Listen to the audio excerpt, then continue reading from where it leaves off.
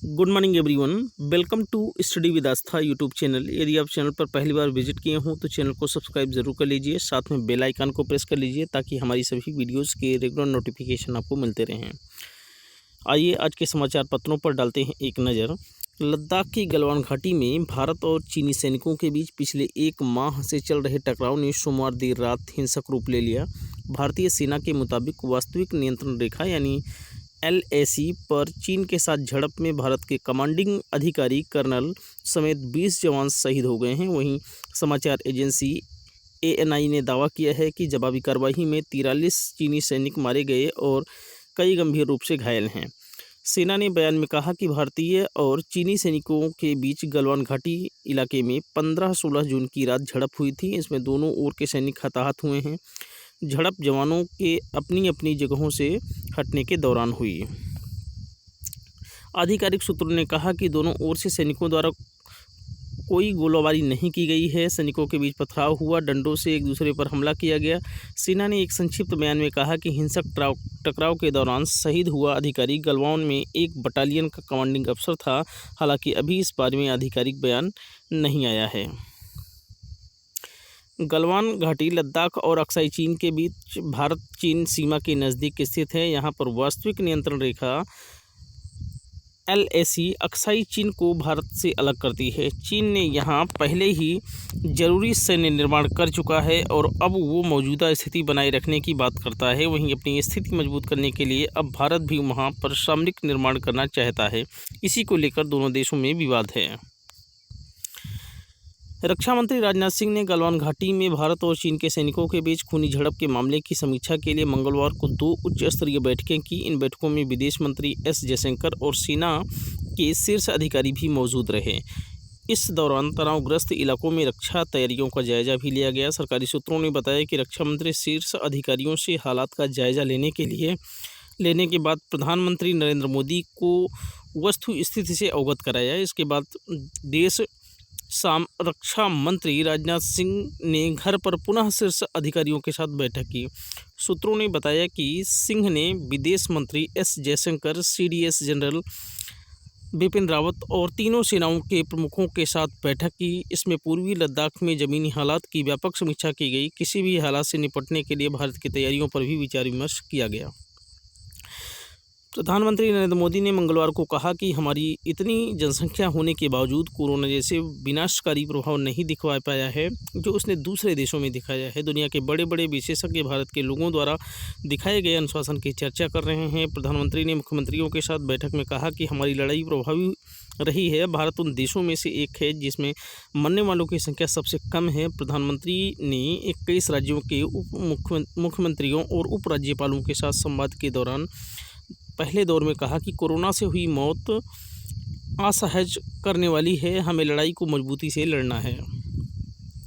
पिछले 10 दिन से तेल कंपनियां लगातार पेट्रोल डीजल के दाम बढ़ा रही हैं। 7 जून के बाद लगातार पेट्रोल डीजल के दाम बढ़ते जा रहे हैं। पिछले 10 दिनों में पेट्रोल के दामों में 5 रुपये 47 पैसे प्रति रुपये बढ़ोतरी हुई है और डीजल के दाम में 5 रुपये 80 पैसे प्रति लीटर की वृद्धि हो चुकी है। राष्ट्रीय राजधानी दिल्ली में पेट्रोल का दाम मंगलवार को 47 पैसे प्रति लीटर और डीजल का दाम 93 पैसे प्रति लीटर बढ़ा दिया गया। डीजल के दाम में 93 पैसे की प्रति लीटर की वृद्धि दाम में दैनिक संशोधन शुरुआत के बाद से एक दिन में सबसे बड़ी वृद्धि है।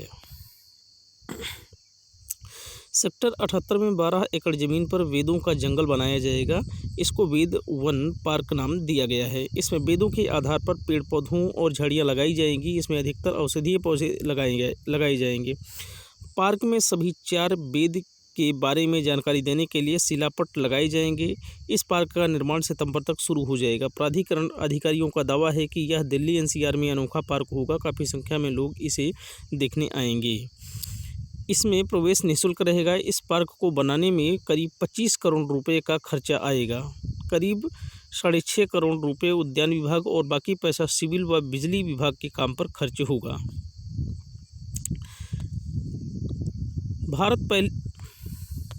भारत भले ही संक्रमण के मामले में दुनिया में चौथे स्थान पर पहुंच गया हो, लेकिन देश में सक्रिय मरीजों की संख्या बहुत तेज़ी से नहीं बढ़ी है। स्वास्थ्य मंत्रालय द्वारा जारी आंकड़ों की पड़ताल से पता चला है कि देश में सक्रिय मरीजों की संख्या 1.8% की दर से बढ़ रही है। अमेरिका, ब्राज़ील में यह आंकड़े करीब 5 से 6% हैं।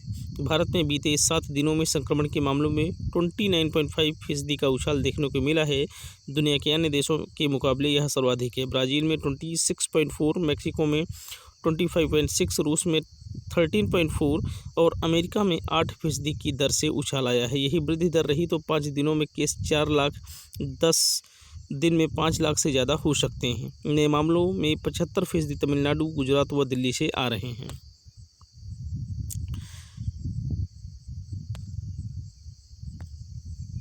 पूर्वी लद्दाख में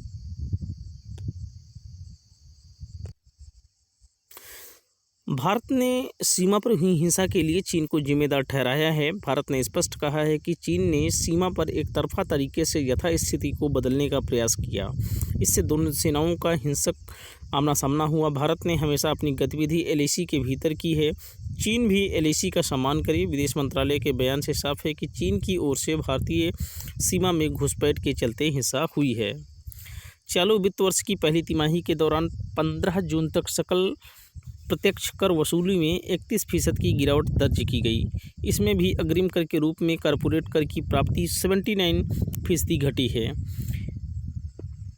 एक अधिकारी ने मंगलवार को यह जानकारी दी। आयकर विभाग के एक अधिकारी ने कहा कि वित्त वर्ष 2020-21 की पहली तिमाही में 15 जून तक सकल प्रत्यक्ष कर वसूली 31% घटकर 1,37,825 करोड़ रुपये रही। एक साल पहले जून 2019 में यह राशि 1,99,755 करोड़ रुपये रही है। कोरोना संक्रमण का उपचार ढूंढने के लिए पूरी दुनिया में चल रहे शोधों के बीच वैज्ञानिकों का कहना है कि कोविड-19 बीमारी से बचाव के लिए टीका विकसित करने में कम से कम 1 साल लग सकता है। हालांकि वैज्ञानिकों ने उम्मीद जताई है कि यदि परीक्षण मंजूरी और टीकों के उत्पादन का पैमाना बढ़ाने की प्रक्रिया साथ साथ होती है तो कुछ महीने पहले भी टीका उपलब्ध हो सकता है। विश्व स्वास्थ्य संगठन के अनुसार कोविड-19 के 10 संभावित टीकों का लोगों पर परीक्षण कर अध्ययन किया जा रहा है और 126 टीके अभी इससे पहले के चरण में हैं, यानी उन्हें लेकर अनुसंधान किया जा रहा है। वैश्विक बाजारों के सकारात्मक रुख के बीच मंगलवार को स्थानीय शेयर बाजारों में तेजी आई। हालांकि भारत चीन सीमा पर तनाव से लाभ कुछ सिमट गया। बम्बई शेयर बाजार का 30 शेयर वाला सूचकांक उतार चढ़ाव भरे कारोबार में 376.42 अंक या 1.13% की बढ़त के साथ 33,605.22 अंक पर बंद हुआ। दिन में यह कुल मिलाकर 1,069 अंक के दायरे में ऊपर नीचे हुआ। दोपहर के कारोबार में भारत चीन सीमा पर तनाव की खबरों के बाद यह कुछ समय के लिए नकारात्मक दायरे में भी गया। नेशनल स्टॉक एक्सचेंज का निफ्टी भी 100.30 अंक या 1.02% की बढ़त के साथ 9,914 अंक पर बंद हुआ। पेट्रोलियम व प्राकृतिक गैस मंत्री धर्मेंद्र प्रधान ने मंगलवार को कहा कि देश में तेल शोधन क्षमता को 10 साल में दोगुना कर 45 से 50 करोड़ टन तक पहुंचाने की योजना है।